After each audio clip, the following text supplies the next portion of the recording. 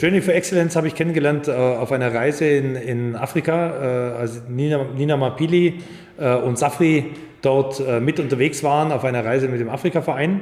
Und man ist ins Gespräch gekommen und mich hat das Thema interessiert, weil für mich ist, sagen wir, als deutsches Unternehmen oder als Geschäftsführer eines deutschen Unternehmens war es wichtig, in Afrika, sagen wir, Spuren zu hinterlassen.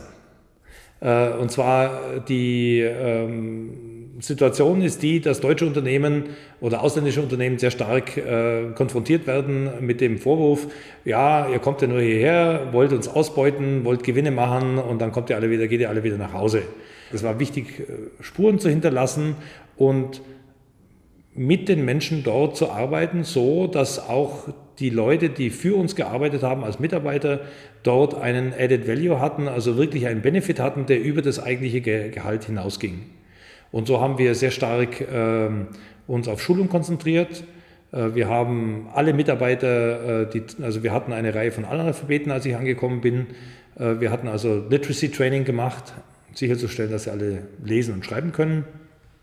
Wir haben das duale Ausbildungssystem aus Deutschland übernommen, dort eingeführt. Wir hatten zum Schluss 20 Lehrlinge bei einer Unternehmensgröße von 150 Mitarbeitern. Wir haben Management-Schulung gemacht, aber irgendwie fehlte dazwischen etwas.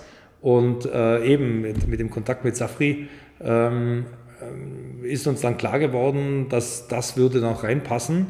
Das würde ganz gut eine Brücke geben zwischen dem Thema Literacy, Lesen und Schreiben lernen und dann den eigentlichen Vocational Training, also das berufsbegleitende Lernen.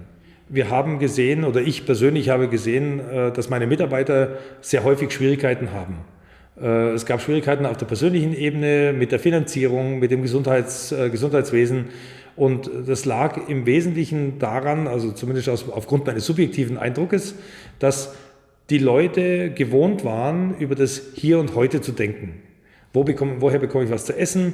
Wie geht es morgen weiter? Sie haben aber nicht an übermorgen gedacht und schon gar nicht an nächste Woche und schon gar nicht in 2 Jahren. Das heißt, es gab keinen roten Faden und sie hatten häufig keine Vorbilder. Wir lernen in unserem Leben im Westen oder in den entwickelten Ländern strukturiert zu denken und unser Leben ein Stück weit zu planen, weil unsere Eltern das gemacht haben. Das machen Freunde, wir haben Vorbilder und die fehlen dort häufig. Und inhaltlich hat das Journey to Excellence das Ziel, ganz klar zu sagen, okay, achtet euch selber, Leute, denkt an eure Zukunft. Wie geht es weiter? Also die Basics, die ganz banalen Themen. Und für uns war ein großer Vorteil, dass sich die Leute, die dabei waren, haben relativ schnell mehr Selbstvertrauen gewonnen. Und wir haben dann im Laufe der Zeit gesehen, dass auch die Arbeitseffizienz besser wird, weil die Leute weniger im Kopf hatten und sich weniger Sorgen machen mussten über das, was zu Hause passiert. Aus meiner Sicht ist die Situation die, dass wir angefangen haben, um den Mitarbeitern einen Benefit zu geben.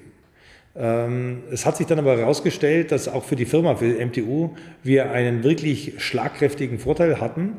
Und deswegen bin ich gerne dabei, das zu empfehlen und unterstütze auch hier die Anfrage nach dem Interview, weil ich wirklich der Überzeugung bin, das ist eine typische Win-Win-Situation. Ich glaube, das Journey to Excellence ist eine gute Sache und es war toll. Ich hoffe, es geht weiter. Es wäre natürlich schön, wenn das eine wesentlich größere Verbreitung finden würde. In Südafrika gibt es ein System mit Corporate Social Responsibility, CSR. Und ich bin überzeugt davon, dass man dort, wenn man es schafft, das dort zu verankern, dass das ein wesentlich breiteres Spektrum erfährt. Also ich würde es jederzeit wieder machen.